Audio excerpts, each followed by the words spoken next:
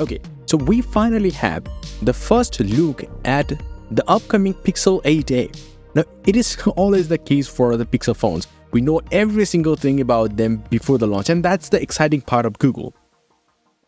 Now, with the Pixel 8a though, we can actually clearly see that it is very much using the design language of the current Pixel 8 and 8 Pro. More rounded corners and everything like that. That's what coming to the Pixel 8a. Now, we still don't know most things about the Pixel 8a at this point because it's too early to say everything, but one thing is pretty clear that this is the design. In terms of colors though, we actually saw a real-life hands-on of the same device, but in the like a bay blue color, let's call it, and that actually looks real awesome. But this one though, these renders are in actually rose gold color, the rose color of the Pixel 8. Now, in terms of camera though, it's still having two cameras at the back, one main and one ultra-wide-angle camera, and there is a flash, and it's inside the camera bar, the Pixel camera bar that we all love. But I can confidently say, you're looking at the past Pixel track records, that you can't really expect anything big in terms of sensor upgrades. The sensors are going to be very much similar to what the current 7a offers, because the only thing that it will offer over the Pixel 7a in terms of cameras are the newer software features. But the sensors are going to be similar because the Pixel 7a saw a massive change in the camera sensors department after a long time. Now, in terms of dimensions, if you look at, this is 152.1mm tall, 72.6mm wide, and 8.9mm thick. Now, if you compare that with the Pixel 7a, it's almost the same dimensions. Almost. Except it's a little bit more narrower. But it also comes with a 6.1-inch screen, the same as the Pixel 7a. So the aspect ratio might be changing to the same as the Pixel 8 and 8 Pro, 20:9. Now, in terms of the other upgrades that are pretty much apparent that's going to come, one is that the Tensor G3 is going to come with Mali G715 GPU, which is going to be a big upgrade over the Tensor G2. Looking at certain reviews of the 8 and 8 Pro, it seems like this is a good upgrade in terms of thermal efficiency and everything else. So we can expect the same kind of thing, but that's on paper, I guess. Other than that, it will come with Android OS 14, which is good, but it will also come with 8GB of RAM.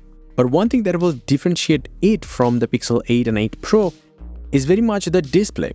Yeah, the display has very thick bezels, mostly similar to the Pixel 7a, but it's quite apparent in these renders, like very much. Even if you look at the 360-degree video, it's very apparent that this has very thick bezels and quite a bit of chin, which is not the case with the 8 and 8 Pro. They are much more thinner, but then again, you're paying a high price for that as well. Now, if you're thinking what is going to be the refresh rate, it's still going to be 90Hz. Don't expect it to be having the same 120Hz as the Pixel 8 model, the flagship models. Or don't even expect it to have any higher peak brightness either. Like, it's still going to be whatever the Pixel 7a currently offers, because that's how they're going to make it a budget model. Now, if you're thinking about the specs of the current Pixel 7a's cameras, then it is a 64 megapixel 1/1.73-inch sensor, f1.9 aperture, which is the main camera, and the ultra-wide-angle camera is 13 megapixel ultra-wide-angle camera, 120-degree field of view, not that wide, and it's f2.2. Whereas the Pixel 8 and 8 Pro offers about 126-degree field of view. That's quite wide.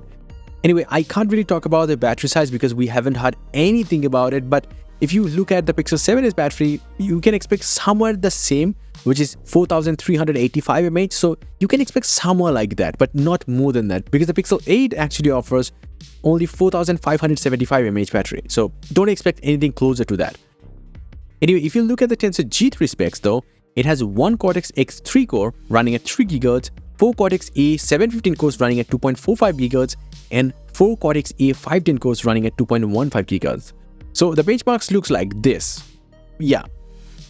But then if you're thinking, it's still made by Samsung Foundry, so these are not the most power efficient chips either, but still, they're good. Now, another leaker actually saying certainly weird thing, but I just want to say it to you, that is that the Tensor G4 will actually have the same G715 GPU. I don't know why that is the case, but just they're not going to switch the GPU to something better, but plus it will still be manufactured by Samsung Foundry, which we have been hearing for so long at this point. But the Tensor G4 will have the specs upgrade in the CPU department, like Cortex-X4 core, A720 cores, or even the A520 cores, because it will be basically based on the Exynos 2400. Now, that processor is actually a Deca core configuration, like there is 10 CPU cores. That's an insane processor, insanely powerful. How much efficient that is, that's when Samsung gonna launch, we're gonna see, but that is the thing. So the Tensor G4, if that is gonna be based on Exynos 2400, you can expect like a massive boost in the CPU department, if not in the GPU department.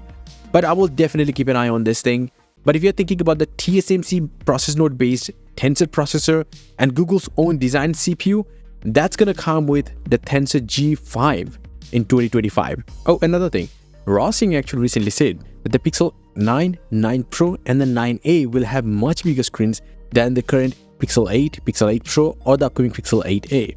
Now, if you don't know about the screen sizes of these phones, the Pixel 8 Pro has 6.7 inch screen, Pixel 8 has only 6.2 inch screen, and the Pixel 8a has, it will have 6.1 inch screen. Okay, I will keep an eye on these two news definitely for sure, and I'm gonna update you guys whenever possible. And yes, if you want, you can get some crazy cool wallpapers up on my website, a link down below. Until the next one, bye and take care.